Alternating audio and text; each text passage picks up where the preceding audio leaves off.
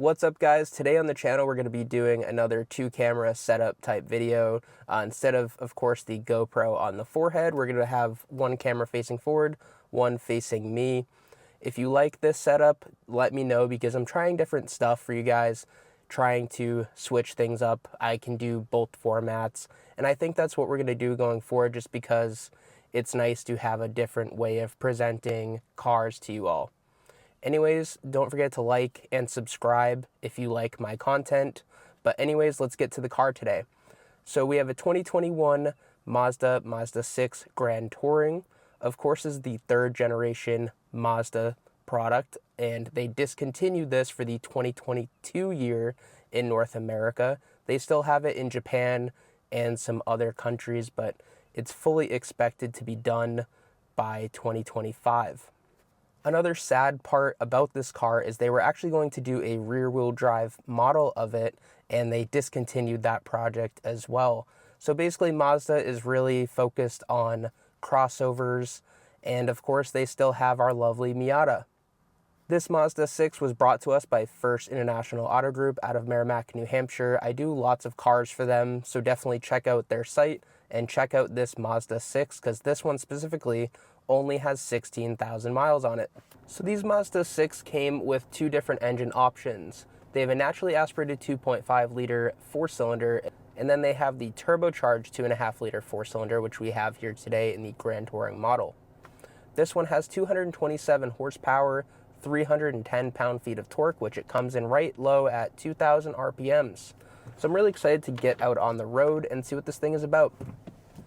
Of course, for our exterior styling, we just have plain old white here, and I do like these 19-inch charcoal rims, which come on the Grand Touring model. In the back, we do have dual exhaust tips, which look pretty good, but honestly, to tell you right now, this car doesn't make much noise. Interior-wise, we have pretty classic Mazda styling. I will say that the ergonomics aren't as good as what I'm used to in Mazda products, though I really appreciate this leather seat, which is heated. Both my front seats are heated, and it's just really comfortable. There's not tons of side bolstering, which lends itself to a Grand Touring type car. Another regard on ergonomics is we just have this giant steering wheel, which does have a pleasant round shape, just as steering wheels should.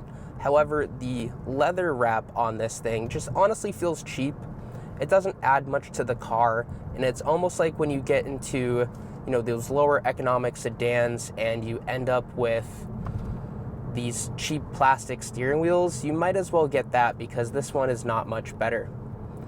Leather wraps, if they're not high quality and they're not, real leather or just something that feels more expensive, you can definitely tell when getting into a car.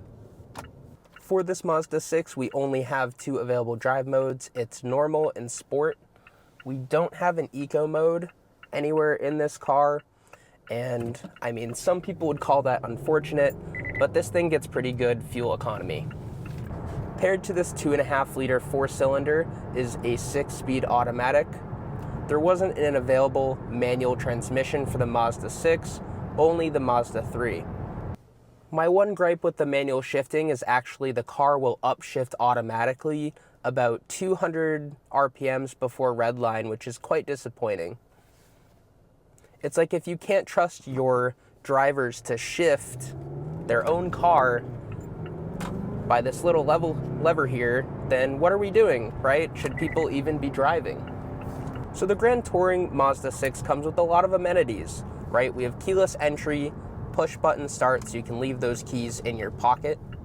We also have blind spot monitoring, which sends you a little alert if you turn on your turn signal and there's someone there, which is really cool. And then of course we have dual climate control, Apple CarPlay, which comes wired. You can't have wireless Apple CarPlay in this Mazda 6, but honestly, a lot of the early days Apple CarPlays that were wireless actually were a bit problematic. So I had a 2021 Elantra N-Line, as some of you know, and that car had a lot of Apple CarPlay bugs because it was wireless, and the people who had wired CarPlay with some of their other Hyundai models didn't have those same problems. Like, it would randomly disconnect on me, And even in my Ford Mustang Mach-E, which is a 2024, that car sometimes has this Apple CarPlay glitch where the audio doesn't come through and I have to restart it. It's not very frequent that that happens, and it's not really a problem, but it's just something I wanted to mention. So turning onto this twisty road, let's give this thing some gas. Of course, it's front wheel drive, a lot of low end torque, so on those back roads where you're getting into the throttle, you really want to be careful that you're not overloading those front tires, because you definitely lose some grip and get a lot of understeer in this car. Of course, a bigger sedan like this, you might not want to, hoon it around anyways. It's going to be a very comfortable highway driver for you. Like putting it into eco mode, the thing automatically upshifts and leaves you in a lower gear. With a 6-speed automatic though, there's not a whole lot of shifting going on compared to a lot of other, new automatics that are on the market. There's 8 speeds and 10 speeds now in a lot of cars. And those, you're shifting just constantly, which, some people say, okay, well, that might lead to more transmission wear. But on the other end, on the other side of the debate, it's like, okay, well, it allows the car to be always, using the most efficient part of the power band. Interior quality besides the steering wheel is pretty good in here. There's not really any cheap buttons or plastic throughout the interior, really just on the high parts of the door cards and high part of the dashboard, but you're not really placing your hands on that anyways, and visible to the eye, it's not that bad looking. I will say that Mazda 6s look better with red or, brown seats. I know they have red seats. I'm actually not familiar whether or not they had come with brown seats at the time. But I know those terracotta seats that are in the new CX-50s are just so good looking, and my better half and I were looking at those and we're like, wow, I would buy that model just for that interior. So this specific Mazda 6 listed on the First International Auto Group site has 16,000 miles on it. And of course, for a 4-year car, you're like, who's driving 4,000 miles a year? That's just crazy. Besides my brother, I personally do over 20,000 miles a year on a single car, and that's not accounting for the miles I do on test drives. I think it's just so funny that there's such a huge discrepancy in how much people drive. Of course, there are people who don't own cars, which I completely understand. If you're in a city, it doesn't make sense for you to pay for a parking spot, etc. But I just can't believe someone who lives in New Hampshire, which is a fairly rural state, that you can only do this many miles. A question you might have is, how does this compare to the Hyundai Sonata or the Honda Accord of that same year, right? 2021. So at the time, let's jog our memory here. 2021 Honda Accords were just, killing the market. Of course, there's also the Toyota Camry, which has always been like the best-selling sedan in North America, right? But you got to remember, the Honda Accord Sports were just entirely sought after. They're very nice cars, and of course, it competes directly with this Mazda 6 we have here today. I drove a 2018 Honda Accord Sport, which you can check out that review. It's fairly early in my years of doing videos, so just keep that in mind when watching that one. But I absolutely love that car. It's got a great throttle response, phenomenal steering.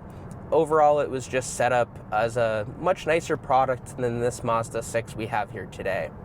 Not to say that this Mazda 6 is a bad product, but you have to remember that there are a couple downsides to this car. Number one downside is this steering wheel.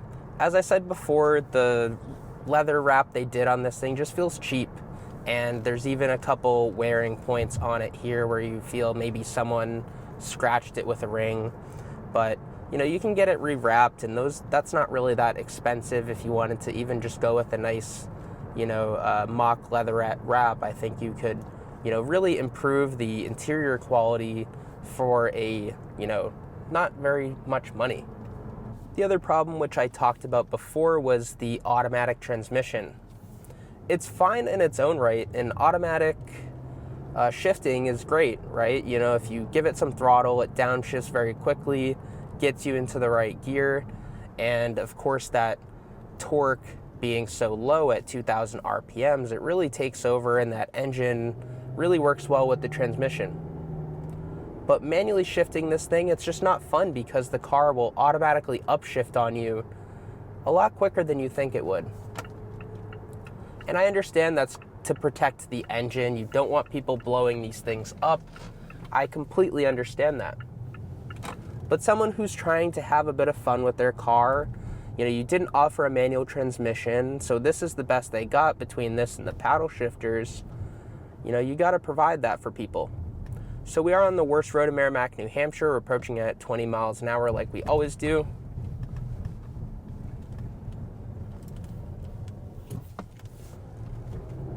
Fairly good suspension tuning. Of course, there's not a ton of travel because we're in a sedan, but this thing really just ate up those large bumps pretty well. My last and final criticism I have for this Mazda 6 is actually the backup camera. It's significantly lower quality than basically any other backup camera for a 2021 car. So of course we touched on the fact that this Mazda 6 has paddle shifters, but we didn't talk about the quality of them. They're this cool, high quality graphite material that feel really solid, and they're nice to use. They don't have a nice clicky sound, which I do appreciate when manufacturers make that satisfying ASMR clicking sound. But we do have, fairly responsive paddles, especially on the downshift. I will say on the upshift, as I said before with this 6-speed automatic, it's going to upshift before you really want to. So 0 to 60 was quoted at 6.7 seconds. And so we'll give that a little bit of a go here. So I really see what the problem is. With front wheel drive, cars just get so overloaded on those front wheels that they just cause this wheel spin, right? And in my Elantra, actually, it had more of a wheel hop, right? So it'd go, and when that happens, you just lose all sorts of grip because those are your wheels that are powering and, making you go forward. So that's really the problem, right? If this Mazda 6 had a limited slip diff or, just better tuning, maybe a better engine mount to keep things a little more stable, that might improve that 0 to 60 time. But you're not really trying to aim for, a drag strip run in this Mazda 6 anyways, and you're still going to have plenty of power for highway merging and passing. So to wrap up my thoughts on this 2021 Mazda Mazda6, I will say I'm sad that they discontinued this car. I think they had the right thing going with doing a rear-wheel drive. Maybe they're going to do a 6-speed manual type sport sedan, kind of like the same formula of the Cadillac CT5 and CT4 Blackwing. Of course, they weren't going to have a V8. It was probably going to be, 2.5 liter, turbocharged 4-cylinder like they're used to making. But it still would have been a fun car and had a lot of engagement that people are excited for.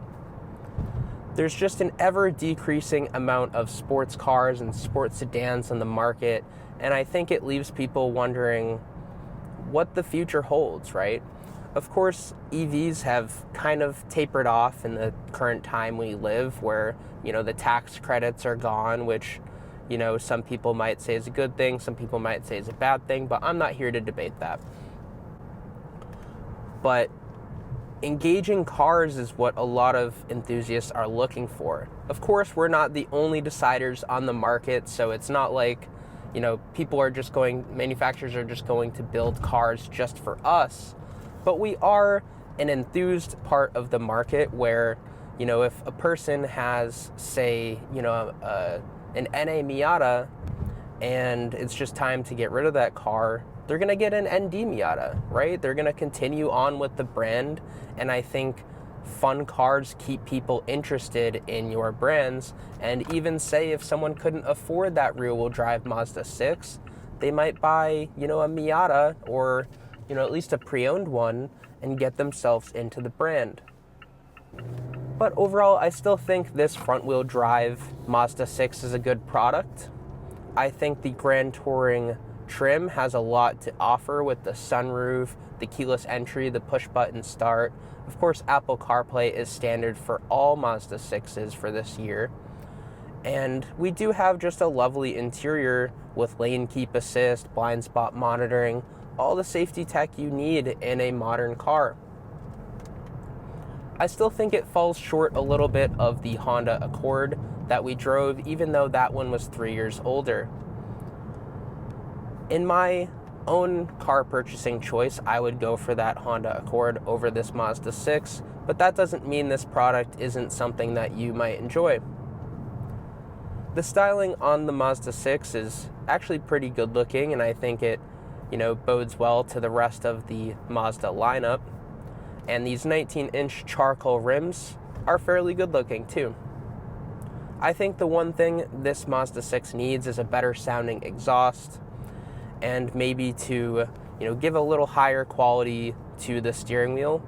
I know they have the carbon trim and then the Grand Touring Reserve, so you might get better, interior quality with those, but you're also paying more money.